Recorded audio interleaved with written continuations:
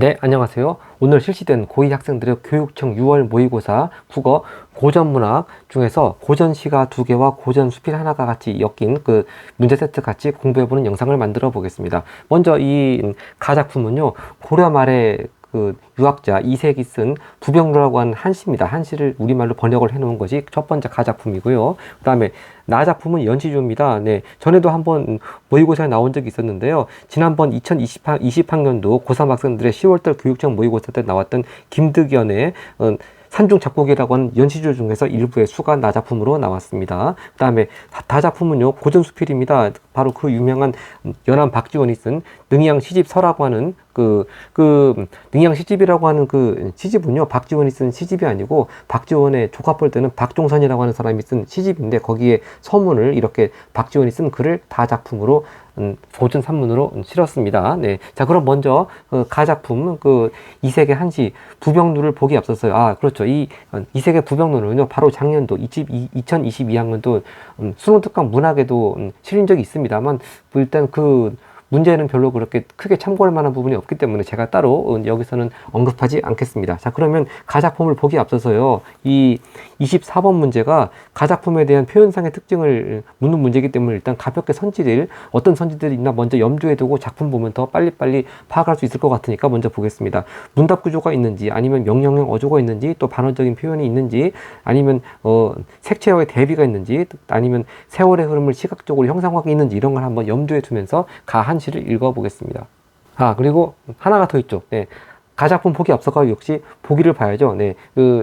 작품 해석에 길잡이가 되어줄 수 있는 보기 문제 23번에 있습니다. 가하고 나가 같이 나와 있는데, 일단 가부터 먼저 보겠습니다. 문학작품 속 공간이라고 하는 걸 주제로 해가지고 지금 보기를 전개하고 있는데, 일단 가부터 놓고 보면요, 가에서 부병루는 자연과 인간사를 대비하는 퇴락한 공간으로 역사적 전환기를 맞는 지식인이 역사의 유한함에 대해 무상감을 느끼는 장소이다. 그렇게 컨셉을 잡았습니다. 네. 자, 그럼 가작품 보도록 하겠습니다. 네, 이 부병루라고 하는 것은요, 평양에 있는 누각인데 상당히 우리나라의 3대 누각이라고 일컬어질 정도로 상당히 경치가 뛰어난 누각입니다. 또 평양은 고구려의 옛날 수도였죠. 그래서 더욱더 고구려 역사와 관련된 부분도 이 시에 나오겠습니다. 읽어보겠습니다. 어제 영명사를 지나다가 잠시 부병루에 올랐네. 텅 빈 성엔 조각들 떠 있고, 아까 텅빈성 나오고, 아까 전에 보기에도요, 무상감, 역사의 유한함, 그런 거 다 같이 여기 이미지가 떠올라지겠습니다. 그러니까 컨셉만 잘 따라가면 크게 이해하는 데는 어렵지 않은 것 같습니다. 텅빈 성에 조각달이 떠 있고, 아무래도 이런 무상한 분위기는 보름달보다는 조각달이 잘 어울리겠죠. 천년의 구름 아래 바위는 늙었네. 네. 바위가 상당히 오래된 흔적을 보인다, 그런 건데요. 아마 이것도 자연과 인간사를 대비하는 그런 컨셉으로 같이 아까 보기 나온 대로 해석을 할 수가 있겠습니다. 기린마는 떠나간 뒤 돌아오지 않으니. 자, 기린마가 어떤 말이냐면요, 여기 보기 보면은 고구려 동명왕, 즉 고구려 세운 동명왕 주몽이 타고 하늘로 올라갔다고 전해지는 상상의 말입니다. 역시 평양이다 보니까 고구려를 생각을 하고 있네요. 기린마는 떠나간 뒤 돌아오지 않으니 천손은 지금 어느 곳에서 논이는가. 천손도 역시 고구려 시조 동명왕 가리킨다고 각조되어 있고, 바로 동명왕 설화도 역시 동명왕이 고귀한 혈통을 가진 하늘의 자손이라고 하는 걸 강조하고 있죠. 그러니까 기린마도 돌아오지 않고 천손도 지금 어디 있는지 알 수도 없고, 그만큼 원래 고려가 고구려를 계승했다는 의미로 해서 나라 이름도 고려로 정했습니다만, 지금 고려가 거의 몰락하는 분위기로 가고 있는 상황 아니겠습니까? 더더욱 그러니까 이렇게 고구려 동명왕을 그리워하는 그런 정서인 것 같습니다. 그 다음, 돌다리에 기대어 길게 휘파람 부느라. 자, 이럴 때 휘파람이 즐거운 마음으로 부는 휘파람은 결코 아니겠죠. 아까 보기에 나온 대로 이렇게 퇴락한 공간에 대한 느낌, 아니면 역사의 유한함에 대한 무상감, 그런 정서로 이렇게 휘파람을 불었다고 보면 될 것 같고요. 맨 마지막 행입니다. 산은 오늘도 푸르고 강은 절로 흐르네. 바로 이게 인간사 유한함과 대비되는 자연의 무한함이죠. 네, 그렇게 쉽게 이해를 할 수 있겠습니다. 자, 이렇게 가작품을 가볍게 감상을 하고 가만 가지고 풀 수 있는 문제들부터 먼저 보겠습니다. 네, 24번입니다. 아까 전에 표현상 특징, 일단 가볍게 선지를 보고 선지를 염두에 두면서 읽어봤었습니다. 1번 선지, 문답 구조를 활용하여 시적 의미를 드러내고 있다. 자, 이건 앞부분을 보면 되겠어요. 당연히 문답 구조 활용하면 시적 의미 드러내고 있겠죠. 근데 문답 구조, 자, 질문은 있었던 것 같아요. 네. 천손은 지금 어느 곳에서 논이는가? 근데 천손 동명왕이 지금 어느 곳에서 논이는지 답이 있었습니까? 없었습니다. 그러니까 질문만 있었지 답은 없었습니다. 그러니까 1번은 적절하지 않고요. 땡. 2번 선지, 명령형 어조를 활용하여 뭐뭐 하라 뭐뭐 해라, 그런 거 없었습니다. 3번 선지, 반어적인 표현, 화자의 속마음하고 다른 그런 표현 우리가 체크할 수 없었습니다. 땡. 그리고 4번 3번 선지 색채어의 대비를 통해 시적 상황을 생생하게 드러내고 있던데요. 아까 전에 제일 마지막 항에 산은 오늘도 푸르고 있었습니다. 그러니까 색채어는 있는데 이렇게 대비를 하려면 뭐 붉은색 계통의 시어가 나와야 되는데 그거 전혀 찾을 수가 없었습니다. 그러니까 색채어는 있지만 대비가 없었기 때문에 4번도 땡입니다. 그럼 결국 답은 5번밖에 없을 건데 5번이 맞겠습니다. 왜냐하면요, 세월의 흐름을 시각적으로 형상화하여 시적 분위기를 조성하고 있다. 자, 일단 이건 앞에가 맞으면 뒤에 건 당연히 맞는 얘기인데, 자, 아까 어디 있었습니까? 그 늙은 바위라는 것이 나왔죠. 천년의 구름 아래 바위는 늙었네, 이런 거. 바로 이런 거에서 늙은 바위, 네, 늙은 바위, 이런 것에서 세월의 흐름을 시각적으로 형성했다고 볼 수 있겠죠. 단적으로 알 수가 있겠습니다. 그럼 답은 5번으로 고를 수 있었고요. 그 다음에 아까 보기가 있었던 23번으로 가겠습니다. 네, 23번은 1번 선지입니다. 가의 텅 빈 성에서 인간 역사의 유한함을 느낀 화자는 구름과 바위를 바라보며 감에 젖었고, 그렇죠. 구름과 바위는 이렇게 자연은 무한한데 이렇게 텅 빈 성, 인간 사는 지금 유한하게 대비가 됩니다. 당연히 감에 젖었겠고요. 맞고요. 2번 가의 돌다리에서 휘파람을 부는 화자는 역사적 전환기에 지식인은 천손을 떠올리며 쓸쓸함을 느끼고 있군. 그런데 이거 쓱 흘려만 읽으면 금방 맞는 선지인 것처럼 함정에 빠지기 쉽습니다. 휘파람 불고 그 다음에 뭐 이 사람이 화자가 지금 고려 말에서 조선으로 넘어가는 때니까 역사적 전환기도 맞고, 그러니까 당연히 이런 환경에서 쓸쓸함도 느끼겠죠. 근데 문제는 뭐냐면은 역사적 전환기 지식인은 바로 화자인데 이 화자가 천손입니까? 네, 화자가 동명왕인가요? 그건 전혀 아니죠. 여기서 아까 천손은 분명히 동명왕이라고 했습니다. 네. 고구려 시기 동명왕이기 때문에 역사적 전환기 지식인 천손, 요거 틀렸죠. 그래서 2번은 이렇게 주의 깊게 읽지 않으면 낚이기 쉬운데 답은 2번이 확실히 적절하지 않은 것이 되겠습니다. 네, 역사적 전환기의 지식인은 화자인데 화자가 천손인 동명왕은 아니죠. 네, 그 함정에 낚이면 안 되겠습니다. 그리고 3번 선지 가의 산과 강의 변함없는 모습은 퇴락한 역사적 공간과 대비되어 화자가 느끼는 무상감을 더욱 부각하고 있군. 이것도 당연히 맞는 해석이 되겠습니다. 이렇게 가로 가작품 가지고 볼 수 있는 거 먼저 봤고, 그다음 나작품 연시조 산중 잡곡을 보겠습니다. 네, 이 김대견의 산중 잡곡은요 상당히 긴 여러 가지 수가 몇십 개 수로 이루어진 연시조인데요. 제가 적었듯이 2020년 10월 고3 교육청 모의고사에도 한번 나온 적이 있었기 때문에 내신에 대비하는 의미에서 요번 시험 세트 모두 해설 마친 다음에 이 고3 재작년 10월 달에 나왔던 문제 세트 같이 잠깐만 보도록 하겠습니다. 그럼 역시 나작품도 아까 전에 보기 문제가 나와 있던 23번부터 먼저 본 다음에 작품 감상을 해보겠습니다. 네, 이 나작품의 공간은 어떤 공간일까요? 자, 보기 보면요. 나에서 산중은 화자가 만족감을 누리는 공간으로 자연 속에서 삶을 즐기며 늙어가는 장소이다. 뭐 이런 컨셉의 작품들 많이 봐왔습니다. 네, 자연 속에서 살고 있는 삶의 만족감, 이런 거 쉽게 컨셉을 충분히 이해하고, 네, 읽으면 어려울 것이 없을 것 같습니다. 네, 읽어보겠습니다. 먼저 제1수입니다. 완영산 날인일에 변무당을 새로 여니, 이 변무당이라고 하는 게요, 조그만 연못이라고 각주에 나와 있습니다. 반무당을 새로 여니 티끌 없는 거울에 산영이 잠겼구나. 네, 산 그림자가 거울에 지금 비치는 그런 모습이죠. 이 내의 경영하는 뜻은 글을 보려 하노라. 여기까지가 1수인데요. 이 22번 문제가 각 수마다 선지로 연결시켜서 묻고 있으니까 일단 22번의 1번 선지를 보겠습니다. 네, 1번 선지 제1수 화자는 대상에 지닌 속성을 활용하여 자신이 지향하는 가치자. 이 대상에 지닌 속성이 우리가 뭘로 보면 되냐면요, 티끌 없는 거울이라고요. 네, 티끌 없는 거울, 딱 봐도 맑은 느낌이 딱 오지 않습니까? 이런 티끌 없는 거울이라는 대상에 지닌 속성을 활용해서 자신이 지향하는 가치를 드러내고 있다. 쉽게 이해를 할 수가 있겠습니다. 네, 1번 선지 적절하다고 볼 수 있겠습니다. 그 다음 14수로 갑니다. 14수, 자, 도원. 자, 옛날 고전시가에 자주 나오는 이상적인 세계 도원 나와 있습니다. 무릉도원. 자, 도원이 있다 해도 얘도 거 못 봤더니 홍아가 붉은 노을입니다. 홍아, 여기 노을 하트입니다. 홍아이 만동안이, 자, 골짜기에 가득 찼습니다. 만동안이 이진짓 거기로다. 이 몸이 또 어떠하니요 무릉인인가 하더라. 바로 자기 살고 있는 것이 무릉도원이다. 자, 그렇게 지금 현실 세계가 무릉도원이라고 그런 정서를 드러내고 있습니다. 바로 여기 아까 전에 그 가작품에 대한 문제 풀 때 문답 구조가 있냐 없냐 했는데 가작품은 질문만 있고 답은 없다고 하지 않았습니까? 근데 요 14수에서는 지금 질문 대답 다 있네요. 이 몸이 또 어떠하뇨? 질문 무릉인인가 하노라. 대답 바로. 그래서 만약에 문답 구조를 찾으라고 그러면 가가 아니고 나에 있겠습니다. 자, 그리고 여기 무릉이라고 하는 거를 작은 a라고 묶어가지고 나중에 25번에 있으니까 이것도 지금 본 김에 보도록 하고, 먼저 또 이 14수가 아까 전에 22번 문제에 2번 선지로 있으니까 그쪽 가서 일단 보겠습니다. 네, 바로 2번 선지 14수 화자는 아름다운 경치에서 이상세계, 바로 무릉이죠.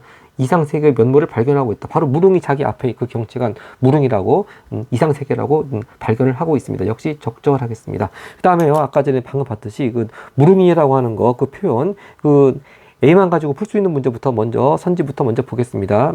25번에 1번 선지입니다. A는 화자에게 과거에 대한 후회를 자기가 무릉이라고 하는데 누가 과거에 후회 있었습니까? 땡. 2번 화자가 누리는 삶에 대한 자부심. 그러네요. 뭐 굳이 무릉도원 찾으러 중국까지 갈 필요 없지. 자기 앞에 있는 그 경치가 무릉도원이라고 하는 거 바로 자부심이죠. 일단 A는 맞겠습니다. 네. 그 다음 3번 선지. A는 화자에게 삶에 대한 인식의 전환. 글쎄요. 이 사람은 지금 계속 이렇게 자연 속에서 만족감을 누리며 살고 있는 것이고 어느 뭐 맨 처음엔 만족감 누리지 않고 있다가 갑자기 만족감 누리게 되고 그런 인식의 전환은 좀 볼 수가 없겠습니다. 땡. 4번 선지. A는 화자가 동경하는 세계에 대한 예찬. 뭐 그렇다고 볼 수는 있겠습니다. 이 사람이 무릉을 동경하는데 바로 자기 앞에가 또 이렇게 무릉이라고 하니까 네, 일단 동경하는 세계에 대한 예찬이라고 일단 볼 수가 있겠습니다. 5번 선지.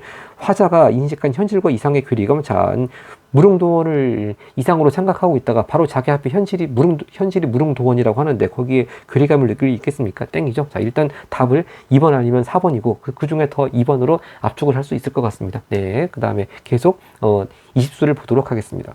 네, 20수입니다. 내 빈천, 가난한 거죠. 내 빈천을 보내려 한들 이 빈천 네게 가며 남의 북이 오라고 한들 저 북이 내게 오라. 당연히 자기 분수를 지키겠다고 하는 건 서리법이라고 하는 거 쉽게 느낌 옵니다. 역시 종장에서 보내지도 청하지도 마로 내 분대로 하리라. 자기 분수를 지키고 안분자족하는 그런 정서. 자, 20수입니다. 자, 다시 한번 이 선지가 나와 있는 게 22번 3번 선지 보겠습니다. 22번 3번 선지 제20수는 화자는 세속적 가치에 집착하지 않고 자신의 분수를 지키려고 했다. 역시 우리가 느낌 그대로 3번 선지가 되어 있습니다. 역시 맞았고 그 다음에 34수로 가겠습니다. 34수입니다. 다만 한 칸 초옥에 세간도 많기도 많구나. 나하고 책하고 벼루 무슨 일인고. 바로 문방사고 같은 거죠. 이 초옥 이 세간 가지고 아니 즐기고 어짜리. 자기가 가지고 있는 거 그대로 즐기겠다. 큰 욕심 안 부리겠다. 역시 같은 정서가 이어지겠습니다. 네, 요것도 이제 22번에 4번 선지로 나와 있으니 같이 살펴보겠습니다. 제가 빨간 표시를 하는 건 바로 요 부분을 가지고 잘못된 선지로 만들었다는 표시입니다. 한번 보겠습니다. 22번에 4번 선지요. 자신이 소유한 것을 쓰며 자기 소유한 거 뭐 초옥도 그렇고 이 세간도 그렇고 이 가지고 아니 즐기고 어쩌리 당연히 즐기고 쓰겠다고 하는 것인데요. 즐기는 삶을 행이 바뀌어져 있습니다. 부정적으로 인식하고 있다. 완전히 엉뚱한 얘기입니다. 그럼 적절하지 않은 거 쉽게 답을 4번으로 고를 수 있겠습니다. 네. 그 다음 이제 여기 문제에 나온 마지막 제 48수를 보겠습니다. 48수 어와 번님네야 모두 죄의 옷이니. 자, 친구들이 지금 불러서 오고 있습니다. 이 산정 이 늙은이가 화자죠. 이 늙은이 오늘날 더 즐겁다. 비록 임심 노흑 하나 마나 자주 오소서. 이렇게 끝맺었습니다. 네, 친구들과 즐겁게 어울리는 모습 분위기 느낄 수 있겠습니다. 이것도 물론 답을 골랐지만 22번에 5번 선지 다시 보겠습니다.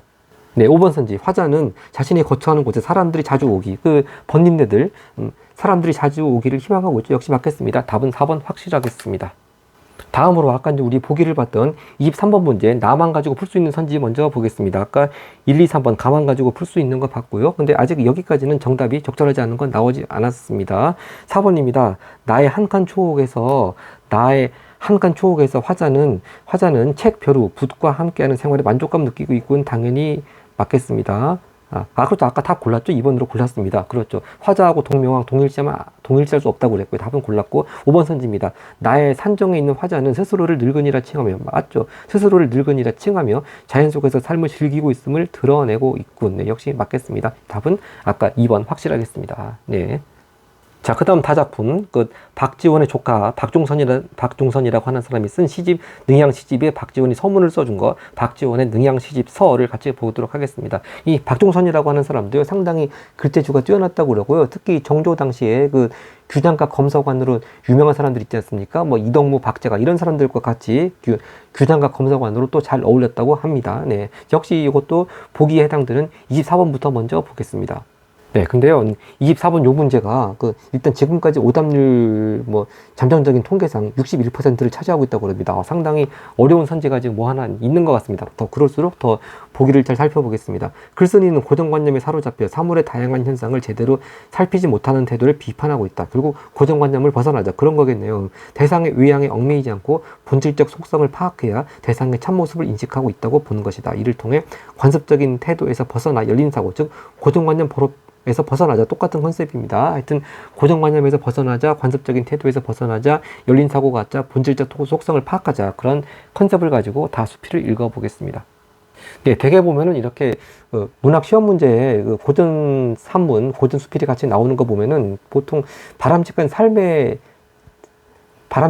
태도를 지향한다거나 뭐 삶의 태도를 성찰한다거나 그런 내용이 많이 나오죠. 이것도 그런 것 같습니다. 자, 달관한 사람하고 지금 속인 보통 사람들을 지금 비교하는 그런 대조하는 콘셉트로 가고 있습니다. 달관한 사람에게는 괴이한 것이 없으나 속인, 이게 속인이요. 아까 스몰 B로 묶여가지고 스몰 A 무릉인하고 같이 25번으로 같이 엮여 나와 있습니다. 물론 아까 무릉인에 대한 거는 25번 봤습니다만 거기서 답이 좀 압축이 됐긴 했었죠. 자, 하여튼 요거 속인에 대한 25번 문제는 다 맨 마지막 순서로 보도록 하겠습니다. 속인들에게는 의심스러운 것이 많다. 이른바 본 것이 적으면 괴이하게 여기는 것이 많다는 것이다. 결국 속인의 특징은 본 것이 적다는 거죠. 근데 어찌 달관한 사람이라 해서 사물들을 일일이 찾아 눈으로 직접 보았겠는가? 제가 달관한 사람의 특징은 빨간색으로 적어놨습니다.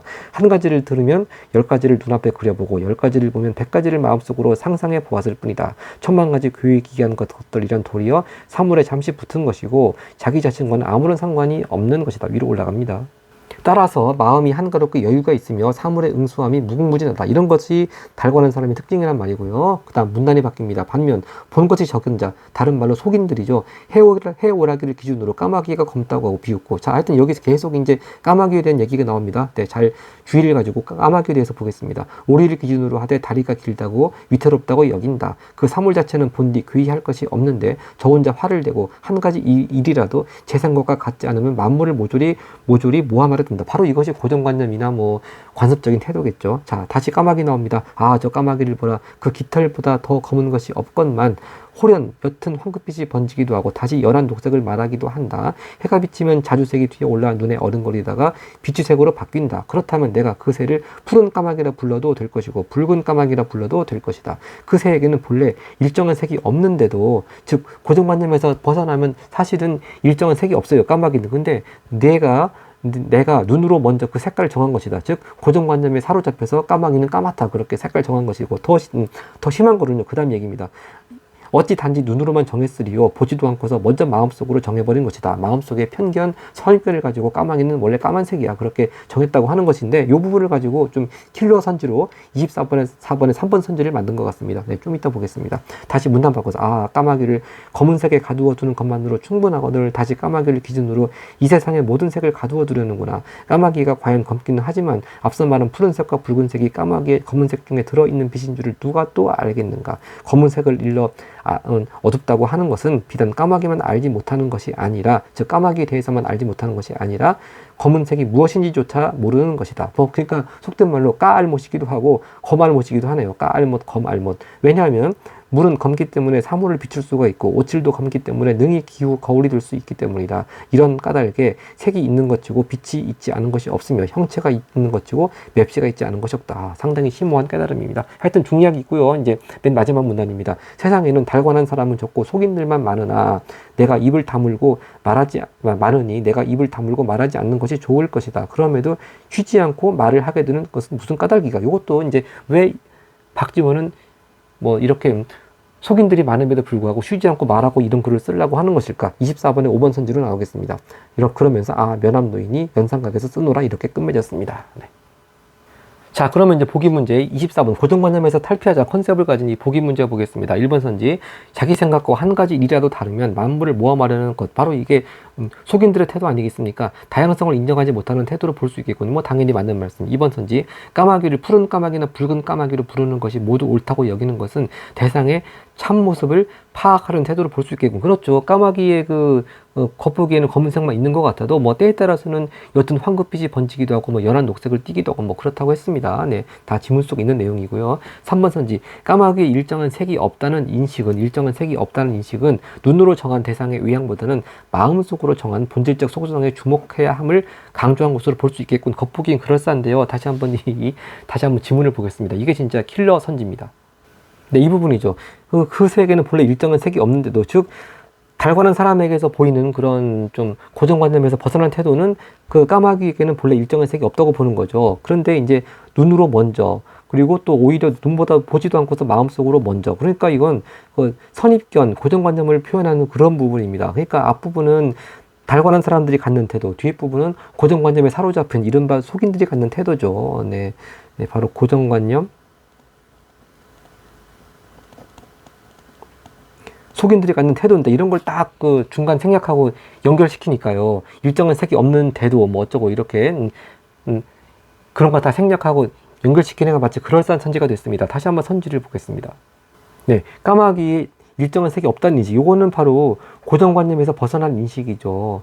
일정한 색이 없다는 인식, 고정관념에서 벗어난 인식인데 눈으로 정한 대상의 외양보다는 바로 이건 이제 고정관념은 여기까지 이해되는데 외양보다는 이게 보다는 하고 마음을 연결시키니까 이렇게 낚이는데 여기서 아까 질문에서 봤듯이 아이를 눈으로 보지도 않고 그냥 마음속으로 편견으로 그냥 결론을 이미 까마귀는 검은색이다 결론을 내려버리는 것이죠. 그러니까 이 마음속으로라고 한 이 문구가 어떻게 뭐 서로 앞뒤하고 연결되어 있나 그걸 잘 살펴봐야 될 것 같습니다. 그러니까 여기서 마음속으로 정했다고 하는 것도 본질적 속성에 주목한 것이 아니고 요약만 가지고 편견을 내는 겁니다. 그러니까 이거는 고정관념에 사로잡힌 사람의 태도가 되겠습니다. 그러니까 이게 말만 그럴싸하게 이렇게 뭐 중간 생략하고 잘라내고 연결돼 있어서 그럴싸해 보지만 하여튼 까마귀에 일정한 색이 없다는 인식은 고정관념을 탈피한 사람의 태도고요.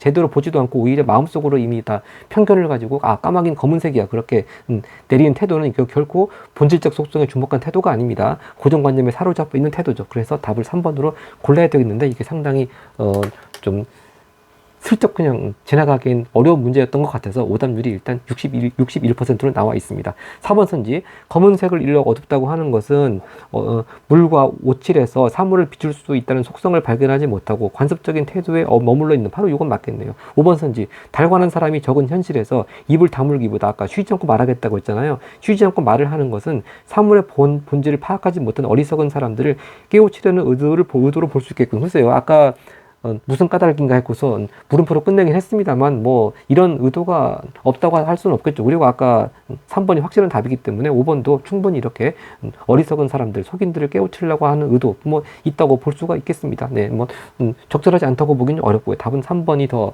가장 적절하지 않는 걸로 확실한 것 같습니다. 답을 골랐고요. 그 다음에 아까 속인 나왔던 25번 마지막 문제 보겠습니다. 먼저 1번 선지, B는 글쓴이의 미래에 대한 기대, 무슨 속인에게 무슨 기대를 유발합니까? 땡. 2번 선지, B는 글쓴이가 경계하는 삶의 태도. 그렇죠. 속인처럼 그런 태도, 고정관념에 사로잡힌 태도 갖지 말고, 자, 달관한 사람처럼 그런 태도를 갖자. 그런 거지 않겠습니까? 당연히 글쓴이가 경계하는 삶의 태도겠네요. 그럼 아까 A도 맞았고요. 자부심 B도 맞았고 답은 2번이 되겠습니다. 3번 선지, B는 글쓴이에게 구체적 행동의 변화를 가져온다. 글쎄요. 뭐 이 속인들의 태도를 보고 이 연한 박지원이 무슨 행동의 변화를 가져온다 그런 거 우리가 못 느꼈습니다. 땡. 4번 선지, B는 글쓴이가 지향하는 세계에 대한 체념을 드러낸다. 글쎄요. 뭐 속인을 봤다고 해서 체념하지 않죠. 오히려 그런 사람들이 많지만 자기는 쉬지 않고 말을 한다고 그랬습니다. 체념 결코 그런 거 없습니다. 5번 선지, B는 글쓴이가 발견한 사물에 대한 경외감. 무슨 속인에게 경외감을 드러냅니까? 이것도 땡이죠. 그럼 답은 2번 확실하겠고요. 네, 여기서 이제 추가로 아까 말씀드렸다시피 2020학년도 10월달 고3 학생들 교육청 모의고사 중에서 산중 잡곡에 나와 있는 거 지금 오늘 고2 시험 문제하고 또 겹치지 않는 뭐 몇 수가 더 있으니까 그거 같이 잠깐 보도록 하겠습니다. 요것도 그럼 요 시험 문제 세트는 어떤 컨셉으로 이렇게 문제를 만들었나 먼저 보기부터 먼저 보겠습니다. 네, 아까도 요번에 고2 문제에서도요, 무릉인 그런 말도 나왔듯이 역시 그 원조가 중국의 도화원기죠. 그 얘기가 보기의 컨셉으로 제시되어 있습니다. 도화원기가 이렇게 하면서 이상향인 무릉도원을 방문했다는 이야기. 바로 이런 걸 이제 이상향으로 삼아서 동경을 했죠. 이상향을 동경하다가 차츰 현실의 삶에서 무릉도원을 연상했다. 그래서 여행지나 일상적 생활 공간에서 만족감을 얻으면 무릉도원과 유사하다고 인식하기도 했다. 이러한 인식은 상상적 관념을 현실화하려는 욕망의 구현으로 볼 수 있다. 충분히 이해할 수 있는 컨셉이 되겠습니다. 네, 일단 이런 컨셉을 가지고 요 고3 10월달 거 2020학년도 산중잡곡 문제 먼저 작품을 먼저 보겠습니다. 요 문제 세트에서는요 3수, 5수, 10수 여기까지가 오늘 고2 문제와 겹치지 않은 부분이고요. 맨 마지막 제 14수는 요번 고2 문제와 겹치네요. 네, 무릉인 어쩌고 나와 있는 거. 하여튼 먼저 제 3수부터 보겠습니다. 역시 뭐 컨셉을 우리가 기본적으로 이해하고 있으면 그렇게 어렵지 않습니다. 솔날에 길을 내고 못 위에 대를 싸니 풍월 연하. 아까 연하 뭡니까? 그 안개와 노을 같은 거죠. 연하는 좌우로 오는 거야. 이 딱 시각적인 풍경이 떠올라지죠. 이 사이 한가히 앉아 늘는 줄을 모르리다. 역시 자연 속에서 한가하게 만족감을 느끼는 그런 정서 계속 이어지겠습니다. 여기가 3수고요. 그 다음에 제 5수입니다. 집 뒤에 자찰이 뜯고 문 앞에 맑은 샘 길어 기장밥 있게 짓고 산책행으로 삶아 산책행무로 삶아 조석의 풍미가 족함도 내분인가 하더라. 역시 자기 분수지키는 태도 계속 이어지고 있고요. 이 뭡니까? 집 뒤에 자찰이 뜯고 문 앞에 맑은 샘 길어. 이 부분이 기억이라고 해서 26번에 선지 안으로 나와 있으니까 이 시험 문제 세트 26번 기억에 나와 있는 선지 같이 보도록 하겠습니다. 네, 그게 이 26번의 1번 선지입니다. 아까 기억 부분, 자신의 생활상을 구체적으로 제시하고 있다고 맞네요. 어디서 뭐 무슨 풀 뜯고, 그 다음에 뭐 샘물 길고, 자신 생활상 지금 구체적으로 제시하고 있죠. 기억은 적절한 선지가 되겠습니다. 그 다음에는 제 10수입니다. 네. 늙어 해올 일 없어 산중에 돌아오니 송국 원학이 다 나를 반기나니. 아주 뭐 자연, 뭐 이런 동물들까지 자기를 반가운 것처럼 그 화자가 마음이 즐거우니까 자연물들도 자기를 반기는 것처럼 그렇게 느껴지겠죠. 네, 아이야 술 가득 부어라 낙이 망호하리라. 자, 이 한자 보면요 즐거운 낙자고 뒤에 또 잊을 망자 근심 우자입니다. 그러니까 즐거워서 걱정을 잊는다. 그러니까 상당히 즐거운 그런 정서임을 알 수가 있겠고요. 하여튼 근데 요거 가지고 좀 잘못된 선지를 만든 것이 뒤에 22번 5번 선지가 있으니까 그거 좀 이따 보겠습니다. 그 다음에 이제 오늘 고의 문제하고 겹쳤던 14수 보겠습니다. 도원이 있다 하여도 얘 듣고 못 봤더니 홍하이 만동하니 이 진짓 거기로다. 이 몸이 또 어떠하뇨? 무릉인인가 하노라. 아까 전에 봤었죠. 무릉인. 자, 이걸 큰 A로 묶어가지고 24번 문제로 만들었으니까 아까 24번이 도화원기 무릉도원 얘기 나왔던 보기 문제지 않았습니까? 24번 문제를 잠깐 보겠습니다. 네, 24번의 1번 선지만 바로 이 산중잡곡에 해당되는 선지가 되겠습니다. 자, 이 아까 스몰 a, 큰 A, 자연의 아름다움과 관련지어 자신이 무릉도원에 사는 사람들과 유사하다는 인식 드러냈고, 바로 맞습니다. 우리 보기에서 봤듯이 맨 처음에는 딴 나라에 있는 이상향을 동경하다가 자기 현실의 삶이 바로 무릉도원이다. 그렇게 자기가 그래서 그때 중국 때은 무릉도원에 산다는 사람들과 유사하다. 그런 같은 인식을 좀 드러냈다. 그대로 맞는 선지가 되겠습니다. 네, 이건 적절하지 않는 걸 답으로 고르는 거니까 다른 작품 속에서 답이 있겠네요. 네, 1번은 일단 적절한 것이 되겠습니다. 그 다음에 이제 23번 바로 위에 문제로 가서요. 가에 대해서만 놓고 보면은 그 산중잡곡의 표현상 특징 같이 보도록 하겠습니다. 1번 선지입니다. 이 산중잡곡 가는 묻고 답하는 방식을 통해 제가 아까 그랬죠. 아까 요번 고의 세트에서는요. 그 부병루에서는 질문만 있었고 답은 없었는데 바로 이 산중잡곡에서는요. 이 몸이 또 어떠하뇨? 무릉인인 하노라. 여기 바로 문답식 구조 묻고 답하는 방식 있다고 했습니다. 그래서 가는 적절하겠습니다. 그 다음에 4번 선지입니다. 이 가 산중잡곡은 음보율 사용했죠. 당연히 연시조니까 당연히 음보율이 있죠. 그러니까 음보율이 있으면 운율감 당연히 드러내겠죠. 역시 가도 적절하겠습니다. 그리고 5번 선지 가 산중잡곡은 모두 음성상징어를 활용하여 대상을 생동감 있게 묘사하고 있다. 자, 음성상징어 활용하면 당연히 대상 생동감 있게 묘사하는 거니까 뭐 뒤에는 볼 필요 없고 일단 음성상징어가 있나를 봐야 되는데, 자, 다시 봐도 음성상징어 나타나지 않았습니다. 네, 주로 이런 사대부들이 지은 연시조는요 보통 음성상징어 잘 없죠. 나중에 조선 후기 가서 사설시조에서 가서나 이런 거 잘 보이겠습니다. 네, 일단 가에서 음성상징어 지금 보이지 않았습니다. 네, 적절하지 않은 거 답은 5번이 되겠습니다. 그 다음에 네, 이 산중잡곡에 대한 이해를 전반적으로 할 수 있는 22번 문제 보겠습니다. 가에 대한 설명으로 적절하지 않은 것은 1번 선지 풍월과 연하, 즉 바람과 달과 뭐 연하, 노을과 안개와 노을 그런 거죠. 풍월과 연하는 화자가 느끼는 한가함의 정서와 조응이 되는 대상을 나타내는 것이다. 당연히 맞는 말씀. 2번 선지 이 사이와 산중은 화자가 현재 자연을 즐기는 공간 맞고요. 3번 선지 늘는 줄을 모르리라는 자연과 조화를 이룬 화자의 심정을 나타내는 것 역시 맞겠습니다. 4번 선지 기장밥 있게 짓고 산책행 무로 살만은 소박한 삶 당연히 맞는 얘기. 자, 그리고 5번 선지 아이야 술 가득 부어라는 풍율적 지향과 정신적 수양 사이 고뇌? 아니 지금 이 사람이 고뇌가 어디 있습니까? 다 지금 즐기고 한가롭게 지금 놀고 있는 사람인데, 자, 그러니까 이 술 가득 부어라는 게 뭐 고민이 많아가지고 술 먹자 그런 게 아니죠. 네, 이렇게 산중에 돌아왔을 때 뭐 소나무, 국화, 뭐 원숭이, 학 이런 모든 자연물이 나를 반기니까 얼마나 즐겁습니까? 그런 즐거운 마음에